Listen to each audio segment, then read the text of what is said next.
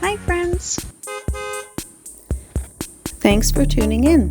If you like this video, please give it a like, comment below, and take a moment to subscribe to our channel. Welcome to East Coulee, a charming historic community nestled in the heart of Drumheller, Alberta. Once a bustling coal mining town, East Coulee was established in 1924 by John Nicholas Murray, who played a significant role in developing the area's coal resources. The community thrived during the early 20th century as coal mining became a vital industry in the region. Located in the scenic Red Deer River Valley, East Coulee is surrounded by the stunning landscapes of the Alberta badlands. The name coulee itself refers to a deep ravine or gulch, often with sloping sides, which accurately describes the geographical features of this area. Thank you very much.